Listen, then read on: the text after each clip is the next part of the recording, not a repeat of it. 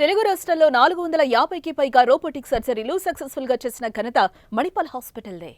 Sir ఇండస్ట్రీకి వచ్చినప్పుడు ప్రతి ఒక్కరికి ఒక స్టోరీ ఉంటుంది డెఫినెట్ గా. ఎందుకంటే రజనీకాంత్ గారు కూడా చాలా టైమ్స్ చెప్పారు, నేను పంగల్ పార్క్ లోనే పడుకున్నాను, ఫుడ్ లేక షెల్టర్ లేక ఎక్కడ అని. అసలు మీరు పడ్డ కష్టాలు ఇప్పటికి ఎప్పుడైనా కూర్చున్నప్పుడు సరదాగా అయినా ఈ ఫ్యామిలీతో షేర్ చేసుకుంటాం, మీకు గుర్తు వస్తుంటే మీ మెమరీస్.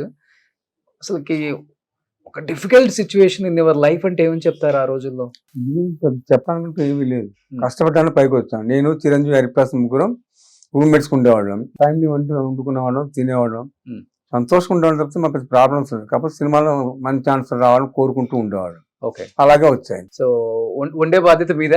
వండే బాధ్యత చిరంజీవి హరిప్రసాద్ నేను ముగ్గురం తీసుకునేవాళ్ళం. విక్టోరియా గార్డెన్స్ ఎక్కడ ఉండేవాళ్ళు కదా అంతా అప్పుడు. రిపబ్లిక్ గార్డెన్, రిపబ్లిక్ గార్డెన్ గుర్తుంది సార్ మీకు బానే? ప్రతి ఒక్కళ్ళు అక్కడ నుంచే కదా ట్రయల్స్ వేసింది. అక్కడ ఉన్న వాళ్ళంతా క్లిక్ అయిపోయారు. సో బట్ మునగ చెట్టు ఉందా ఇప్పటికి అక్కడ? ఏమీ గుర్తులేదు. ఇప్పుడు రూమ్మేట్స్ అన్నారు కాబట్టి సార్, ముగ్గురులో ఫస్ట్ ఎవరికి అవకాశం వచ్చింది? హరిప్రసాద్ గారా, చిరంజీవి గారా, సుధాకర్ గారా? ఫస్ట్ నాకే వచ్చింది ఛాన్స్, నా తర్వాత చిరంజీవి, ఆ తర్వాత హరిప్రసాద్, శివరంజన్. అలా ఇదిగే క్రమంలో ఒక బాండింగ్ ఉంటది కదా మీ అందరికి.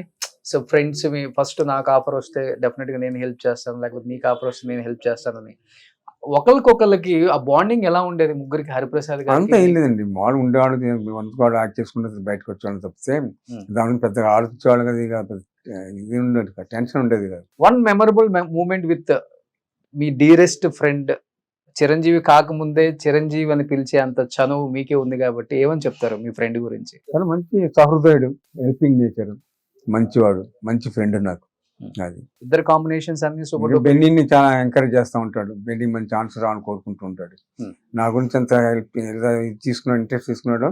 బెన్నీ గురించి అంత ఇంట్రెస్ట్ తీసుకుంటాడు. రామ్ చరణ్ గారి గురించి ఎలా ఆలోచిస్తారో బెన్నీ గురించి కూడా అలా ఆలోచిస్తారు. అలా ఆలోచిస్తారు తప్పనిగా. మా అబ్బాయి గురించి కూడా అలాగే ఆలోచిస్తారు. మీ ఇద్దరు కాంబినేషన్ అన్ని సూపర్ డూపర్ హిట్ కదా సార్. మీకు బాగా నచ్చిన కాంబినేషన్ అంటే ఒక సినిమా అంటే ఏమని చెప్తారు? ఇద్దరు నవ్వుకొని. సూట్పురం పోలీస్ స్టేషన్. సూట్పురం పోలీస్ స్టేషన్, ఎముడికి ముగ్గురు. So one of the producer కదా మీరు దానికి.